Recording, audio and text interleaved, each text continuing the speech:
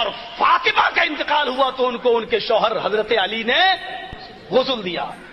امام دارقطنی اپنی سنن میں لے کر آئے ہیں، جس میں جناب اسماء بنت عمیس رضی اللہ تعالیٰ عنہا فرماتی ہیں، جو کہ جناب ابوبکر صدیق رضی اللہ تعالیٰ عنہ کی بیگم تھیں، کہ فاطمہ رضی اللہ تعالیٰ عنہ نے وصیت کی تھی کہ ان کو ان کے شوہر علی غسل دیں اور یہ اسماء یعنی کہ اسماء بنت عمیس غسل دیں۔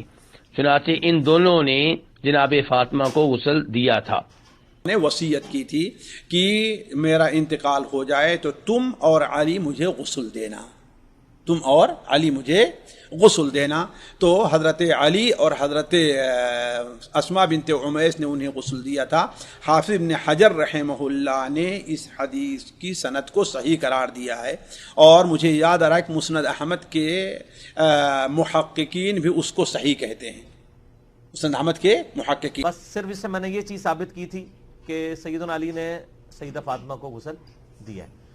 سیدنا علی ابن ابی طالب رضی اللہ تعالیٰ عنہ کے بارے میں آتا ہے کہ سیدہ فاطمہ کو انہوں نے غسل دیا ہے خود مولا علی نے، اور یہ صحیح سند کے ساتھ المستدرک للحاکم میں انٹرنیشنل نمبر کے مطابق 4769 نمبر حدیث ہے۔ یہ نمبر مجھے اس لیے یاد ہے، پچھلے دنوں ای میلز بھی آئی اور سوال بھی لوگ پوچھ رہے تھے۔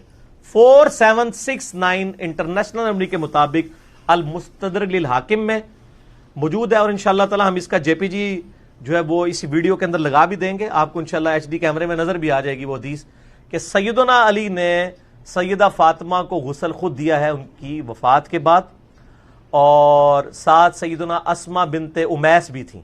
علی بن ابی طالب رضی اللہ عنہ کی زندگی میں فاطمہ رضی اللہ عنہا کا انتقال ہوا۔ علی بن ابی طالب نے ان کو نہلایا، کفنایا، جنازے کی نماز پڑھی اور دعا کر۔ عورت غسل دے تو تب بھی ٹھیک ہے، بیوی فوت ہو جائے نبی غسل دے تو تب بھی ٹھیک ہے، یہ معاملہ نبی کا ہے، امت کا نہیں ہے۔ کہ کیا شوہر اپنی بیوی کو اس کے مرنے کے بعد غسل دے سکتا ہے؟ جواباً یہ گزارش ہے کہ ہمارے امام اعظم ابو حنیفہ رضی اللہ تعالیٰ عنہ کے مذہب کے مطابق، جس کے ہم پیروکار ہیں، شوہر اپنی بیوی کو بیوی کے مرنے کے بعد غسل دینے کا مجاز نہیں ہے، اس لیے کہ بیوی کے مرنے کے ساتھ ہی اس کا نکاح ختم ہو چکا ہے، اور جب نکاح ختم ہو چکا ہے تو اسی وجہ سے وہ غسل بھی نہیں دے سکتا اس کو، اس کے بدن کو بغیر کسی حائل کسی چیز کے درمیان میں رکھے کے ہاتھ بھی نہیں لگا سکتا، البتہ یہ کہ اس کے چہرے کو دیکھ سکتا ہے، اتنی اجازت دی ہے ہمارے فقہاء نے۔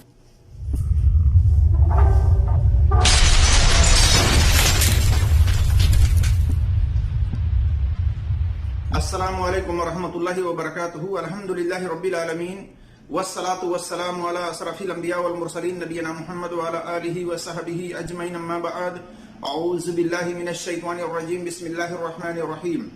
قال اللہ تبارک وتعالی فی قرآن المجید: یا ایہا الذین آمنوا ان جاءکم فاسق بنبأ فتبینوا ان تصیبوا قوما بجہالۃ فتصبحوا علی ما فعلتم نادمین۔ رب اشرح لي صدري ويسر لي امري واحلل عقدة من لساني يفقهوا قولي رب زدني علما۔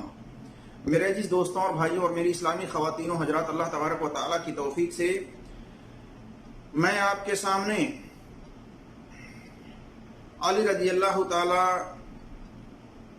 عنہ کے تعلق سے کہ فاطمہ رضی اللہ تعالی عنہ کے انتقال کے بعد انہوں نے ان کو غسل دیا تھا، انہوں نے ان کو نہلایا تھا اسماء بنت عمیس رضی اللہ تعالی عنہا کے ساتھ مل کر کے۔ کیا یہ روایت سند کے اعتبار سے صحیح ہے یا صحیح نہیں ہے؟ اور جیسا کہ آپ نے ویڈیو کے اندر سنا ہے مختلف مولوی حضرات سے کہ ان کا یہ دعویٰ ہے کہ فاطمہ رضی اللہ تعالی عنہ کے انتقال کے بعد علی رضی اللہ تعالی عنہ نے اسما بنت امیس رضی اللہ تعالیٰ عنہ سے مل کر کے انہیں غسل دیا تھا۔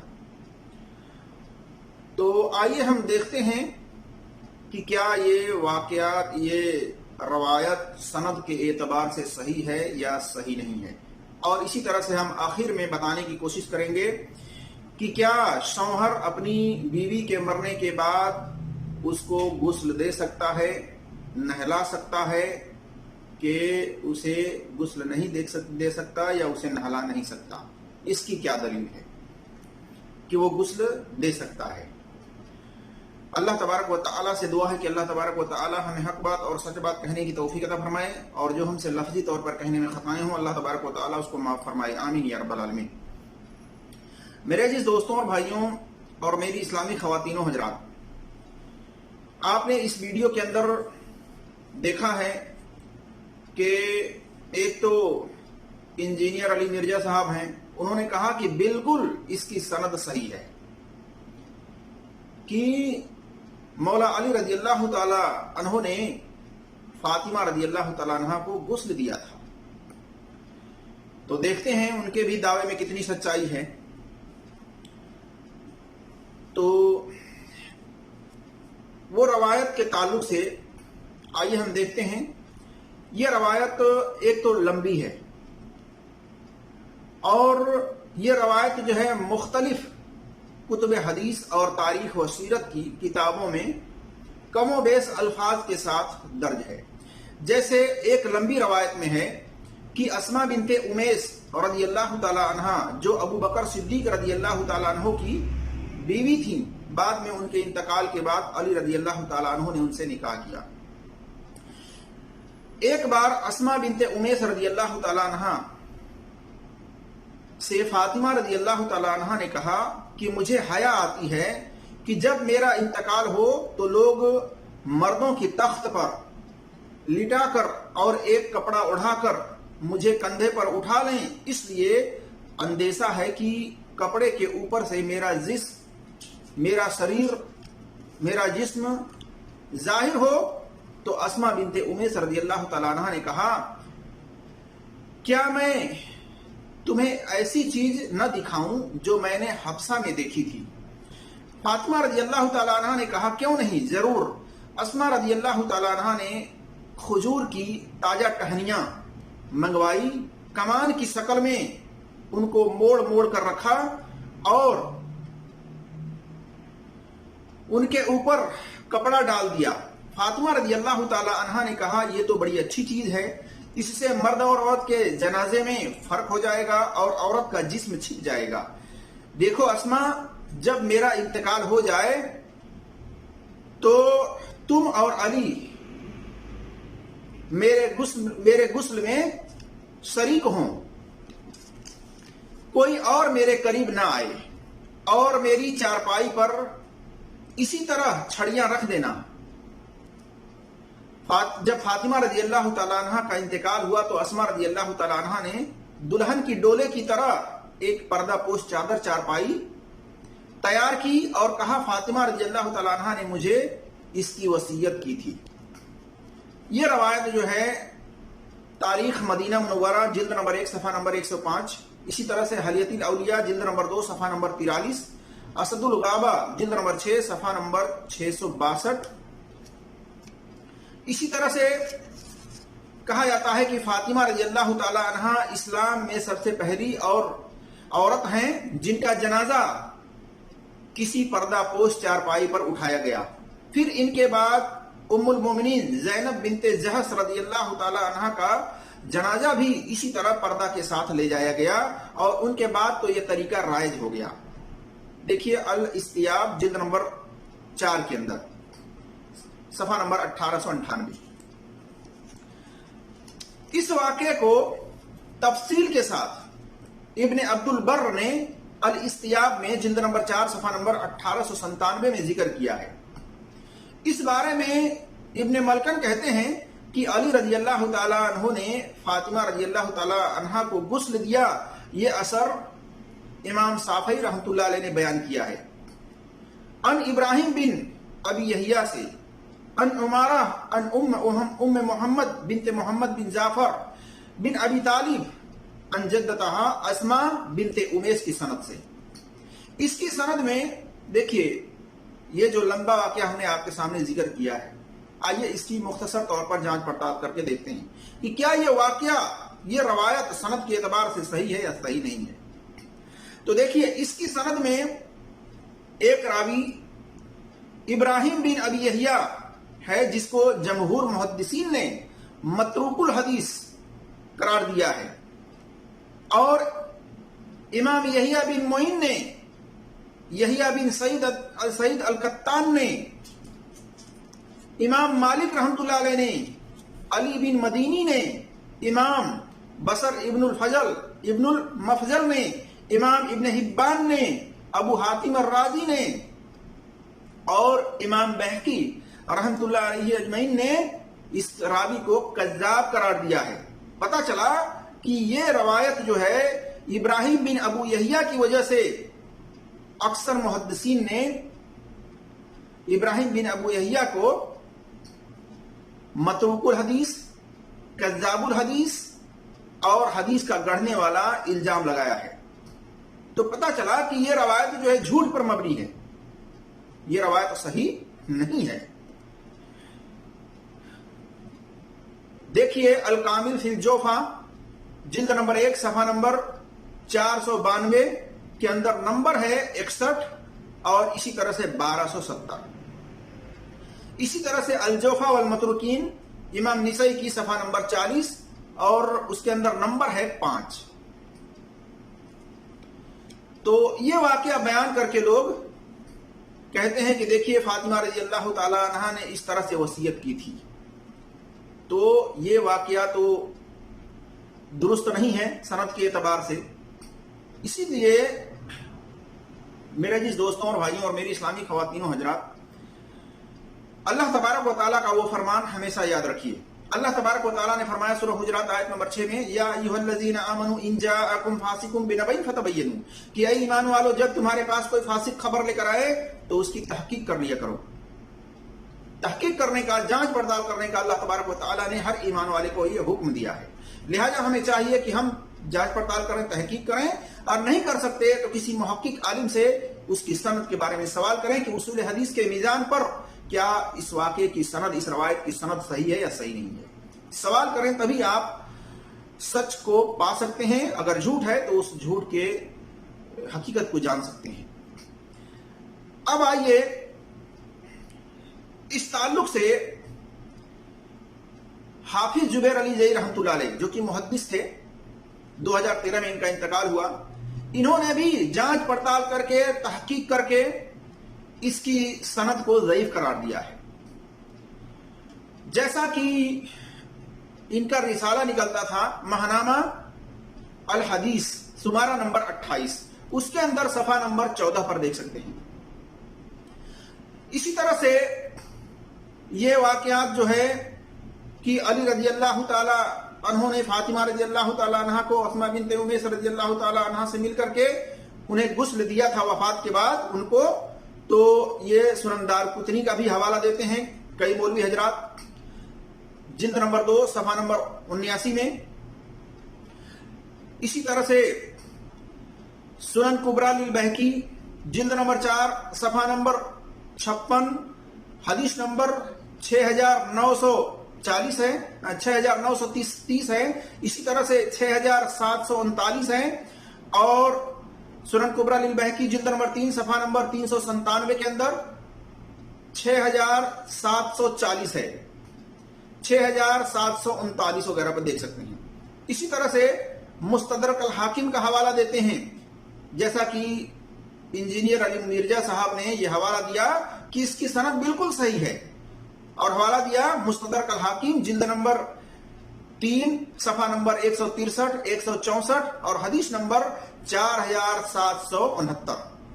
इसी तरह से यह रवायत तबकात इब्न साद के अंदर जिल्द नंबर 8 सफा नंबर 28 में है, तारीख मदीना जिल्द नंबर 1 सफा नंबर 109 में है, अल इसाबा के अंदर जिल्द नंबर 8 सफा नंबर 267 है। और इमाम हाफिज ज़हबी ने इस रवायत को मुनक़ते करार दिया है। کہ یہ روایت منقطع ہے، اس کے بنا پر یہ روایت صحیح نہیں ہے، ضعیف ہے۔ اس حدیث کو ابن حجر اسقلانی رحمۃ اللہ علیہ نے حسن کہا ہے، تلخیص الخبیر جلد نمبر 2 صفحہ نمبر 143 میں، حدیث نمبر 907 میں، اور شیخ البانی رحمۃ اللہ علیہ نے اس حدیث کو حسن کہا ہے، ارواء الغلیل کے اندر دیکھ سکتے ہیں جلد نمبر 3 صفحہ نمبر 162 میں، اور حدیث نمبر 701 میں۔ لیکن ان دونوں محدث کا حسن کہنا اس روایت کو جو مستدرک الحاکم کے اندر ہے کہ علی رضی اللہ تعالی عنہ نے اسما بنت امیس رضی اللہ تعالی عنہ سے مل کر کے فاطمہ رضی اللہ تعالی عنہ کے انتقال کے بعد انہیں غسل دیا تھا، اس روایت کو ابن حجر اسقلانی رحمۃ اللہ علیہ اور شیخ البانی رحمۃ اللہ علیہ حسن کہتے ہیں، لیکن اصول حدیث کے میزان پر ان کا حسن کہنا درست نہیں ہے۔ کیوں؟ آئیے ہم وہ علت بھی آپ کے سامنے رکھتے ہیں۔ کیونکہ اس کے تقریباً سند میں 2 راوی مجہول ہیں، اون بن محمد ہیں جو ام اون کو محدث حافظ زبیر علی زئی رحمۃ اللہ علیہ نے بھی مستورات الحال قرار دیا ہے کہ یہ نامعلوم ہیں، مجہول حال ہیں، ان کی حالات زندگی کے بارے میں پتہ نہیں ہے۔ دیکھیے انوار الصحیفہ سنن ابن ماجہ حدیث نمبر 1611 پہ اس کی انہوں نے تحقیق اور تخریج کر کے وہاں پر لکھا ہوا ہے، اور ام جعفر کو بھی انہوں نے مجہول قرار دیا ہے۔ اور مستدرک الحاکم کے اندر حدیث نمبر 4769 کی سند میں 2 راوی مجہول ہیں، پہلا راوی اون بن محمد اور دوسرا ان کی امی ہیں ام جعفر، اور اس حدیث کو لانے کے بعد امام حاکم رحمۃ اللہ علیہ نے یہ نہیں کہا کہ اس کی سند یا یہ حدیث بخاری اور مسلم کے سرد پر صحیح ہے، لیکن انہوں نے اس کو نہیں لیا، جبکہ اکثر و بیشتر وہ اپنی روایت لانے کے بعد نیچے یہ بات لکھتے ہیں، لیکن اس میں انہوں نے کچھ نہیں لکھا ہے۔ اسی طرح سے امام بوصری ہیں، انہوں نے مصباح الجزاز میں حدیث نمبر 591 میں ایک سند لانے کے بعد اس میں ام اون کو انہوں نے مجہولہ قرار دیا ہے، اور ام عیسیٰ بھی مجہولہ انہوں نے کہا ہے کہ ام عیسیٰ بھی مجہولہ ہیں۔ پتہ چلا کہ یہ 2 راوی جو ہیں مجہول ہیں۔ اسی طرح سے شیخ البانی رحمۃ اللہ علیہ نے بھی ام اون بن محمد اور ام جعفر کو مجہول جانتے ہوئے بھی اسما بنت امیس رضی اللہ تعالیٰ عنہ کی حدیث کو انہوں نے حسن کہا ہے، ارواء الغلیل میں جلد نمبر 3 صفحہ نمبر 62 اور حدیث نمبر 701 میں، کہ اسما نے فاطمہ رضی اللہ تعالی عنہا کو علی رضی اللہ تعالی عنہ سے مل کر کے غسل دیا تھا، اور کہا تھا انہوں نے کہ مجھے فاطمہ رضی اللہ تعالی عنہ نے وصیت کی تھی۔ اور اس کے اندر ابن حجر اسقلانی رحمۃ اللہ علیہ نے ام جعفر کو مقبول کہا ہے، تقریب کے اندر نمبر ہے 8750 میں، جبکہ یہ متاخرین محدثین میں سے ہیں۔ متقدمین محدثین کو تو پتہ ہی نہیں چلا، انہوں نے ان کی حالات زندگی کے بارے میں کچھ کہا ہی نہیں، تو متاخرین کو کیسے پتہ چل سکتا ہے ان راویوں کے بارے میں، ان کے حالات زندگی کے بارے میں؟ تو لہذا پتہ چلا کہ ابن حجر اسقلانی رحمۃ اللہ علیہ کا کہنا کہ ام جعفر مقبول ہیں یہ درست نہیں ہے۔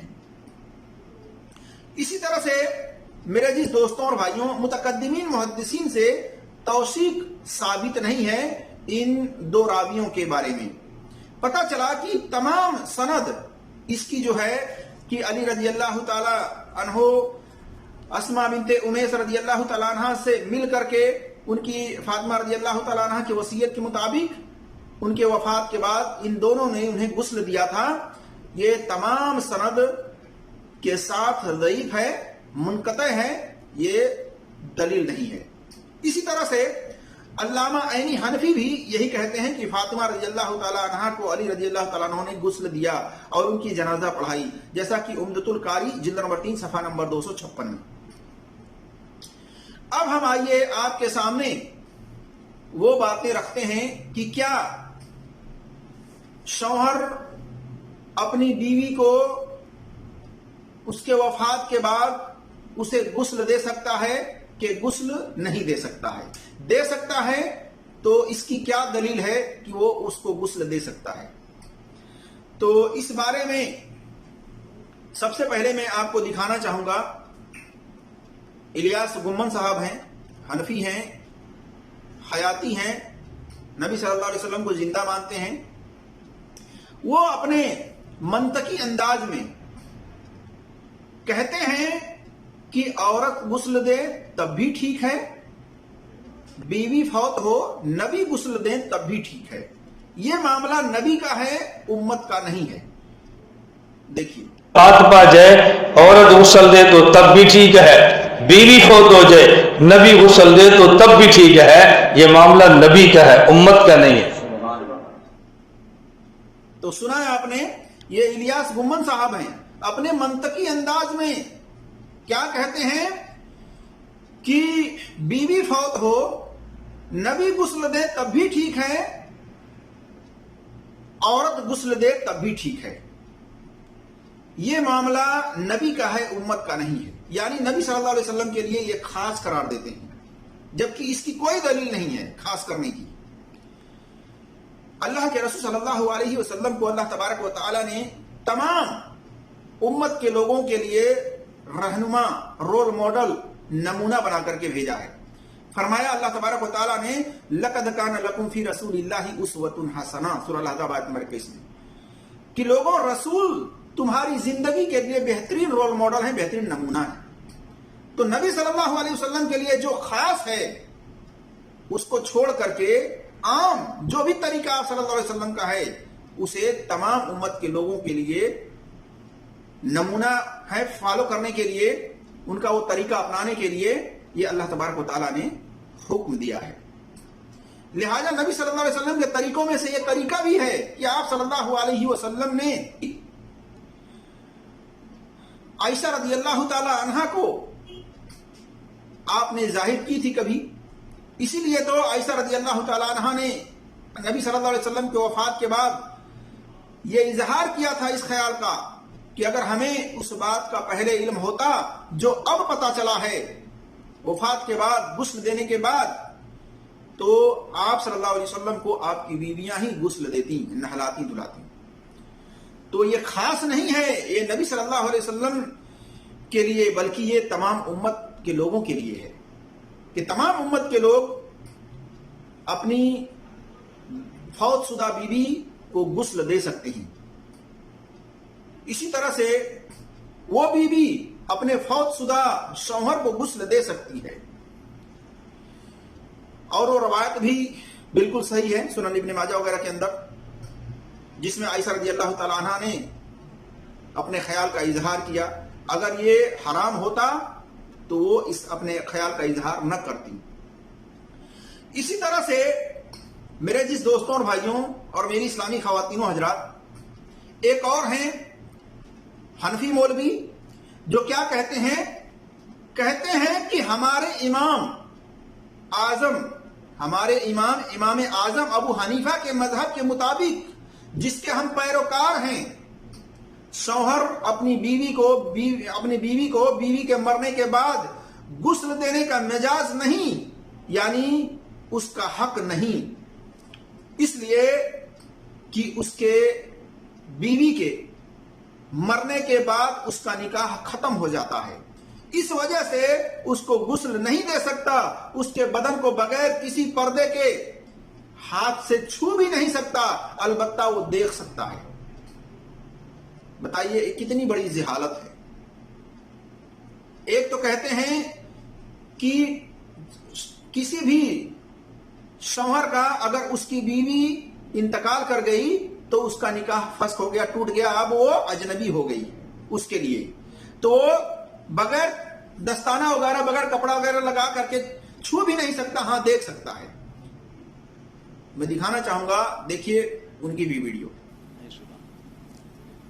کہ کیا شوہر اپنی بیوی کو اس کے مرنے کے بعد غسل دے سکتا ہے؟